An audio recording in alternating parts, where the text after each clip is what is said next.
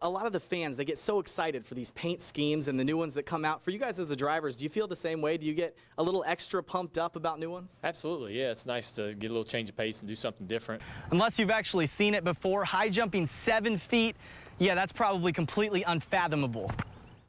I'm sure all these cars out here had a proud history on the road, but tomorrow night right here, they're about to meet their demise. There were rain clouds circling above at the end of the night and controversy on the track as Ryan Blaney won the race and Kyle Busch claimed he jumped the restart. Courtney, how about for you? He mentioned that he took you out last year. He ended up winning on Father's Day.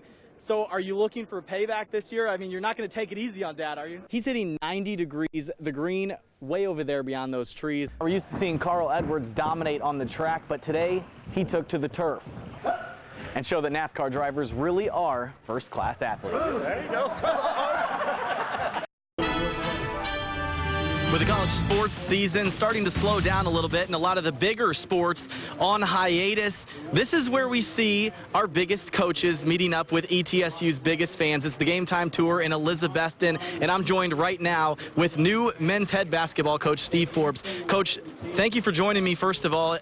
What has this whirlwind been like for you over the last month? It's been crazy, to be honest with you, but it's been a good crazy. You know, I haven't been back to Wichita since the press conference, so I'm wearing a lot of the same clothes over and over, but going to the dry cleaners. But it's been very busy, but yet, you know, the people have been very outgoing and have really welcomed my staff and myself here, so it's been a lot of fun. And finally, just kind of quick, an event like this, Game Time Tour, how big is this for you? A lot of people are seeing you for the first time. It's huge. You know, you get a chance to get out and really touch people and meet them for the first time, and you know, first impressions are really important, and so I've tried really hard over the last 3 weeks to be on campus, to be in the community and be with the students, the fans, the boosters, and just try to put a good foot forward. All right, Coach Steve Forbes, thank you so much for joining me right now.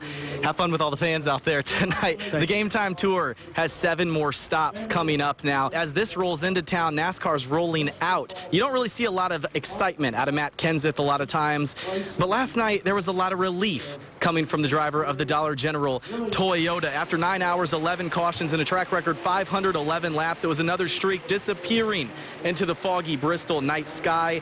That was a 51-race winless skid for Kenseth, the driver rolling into victory lane. Just mainly excited but relieved that we won. You know, we had such a great year in 2013. We came short of the championship, but we won a bunch of races and some poles, and it's been a little bit of a dry spell since. We've had some chances, just everything didn't fall into place for us, and feels good that tonight it did. Now I'm going to have a lot more from the Game Time Tour tonight at 11, but for now, live in Elizabethton, Jake Young, News Channel 11 Sports.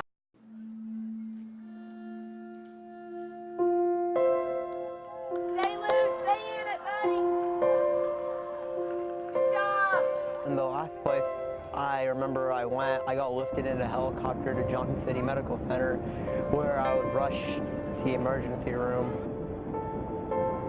He ran in front of a lawnmower, and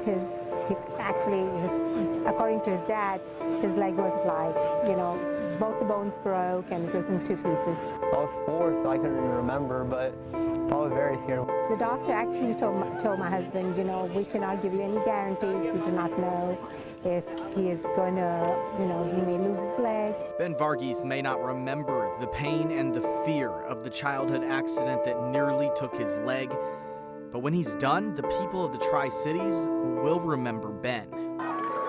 Number 5, Candy Burn High School, got a race. Let's run, Ben. I shouldn't be out here running. I should, like most people, if they got ran over, they would be at home.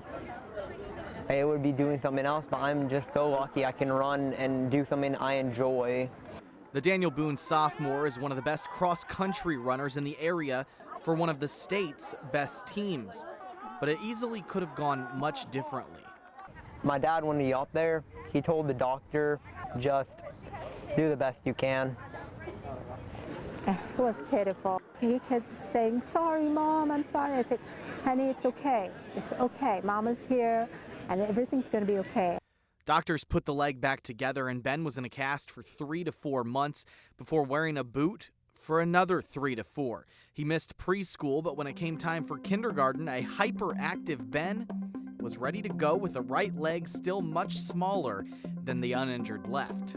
You would think that, with an injury like that, the recovery would be bad. But being a child, he just bounced right back. He was back to normal in no time with a pair of scars, the only major reminder of the accident that could have changed everything. Then last summer, another twist in the story. And my sister woke me up in the middle of the summer and she said, Ben, wake up, I want you to do this, I want you to do cross country. The first time I did it, I was like, what is this? I don't like doing this. Like, what's the point of doing 2 miles each or every day? But as I started to do it, I enjoyed it. And he got better. In his first varsity event, it took him more than 20 minutes to cover the 3.1 mile course. 2 weeks ago, he set a personal best of 16 minutes, 13 seconds. As he travels the road faster and faster, he looks back to the one that got him here. I'm very lucky it healed, and nothing deformities, nothing like it didn't incorrectly grow. It's just there. I'm running on. Ben has goals of running cross country in college as well, but beyond that, maybe a chance to pay it forward. My leg just interested me about how I'm doing this, and maybe when I'm older, if I can, I'd like to get a degree in sports science and just help out other people. One of the races he won at Bristol, I got a picture of me standing next to the trophy, and I'm shorter than the trophy. Bristol stories come in all shapes, and for a young Dale Earnhardt Jr., sizes too. And when you're a kid and you see something that big that you could win at that event, number one, you hoped it never changed, so when you got your opportunity to race there, you could win the same trophy, and you hope that you'd have that opportunity. Junior had his opportunity in 2004, taking home the big trophy at the short track and adding his name to a list his dad is etched onto 9 times. And that's the thing about Bristol.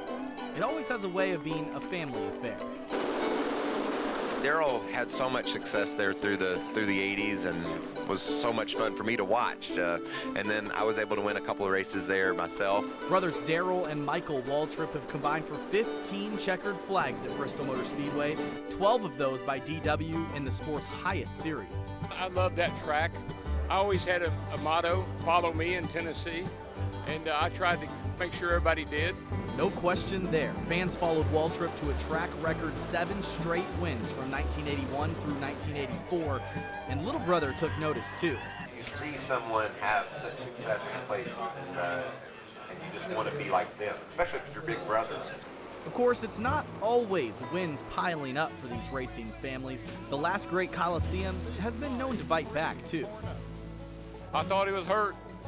But I walked up there and the car is gone, everything's gone, and the roll cage is all bowed up. I looked at him, he looked up at me and winked. So, Mom, Dad, he's a Waltrip.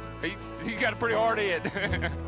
Michael Waltrip had what's probably the most famous Bristol crash, splitting his car in 2 at the crossover gate back in 1990. I was blessed. For some reason, it wasn't my turn to go. And anybody who watched that wreck would be sure that I wouldn't be sitting here talking to you today.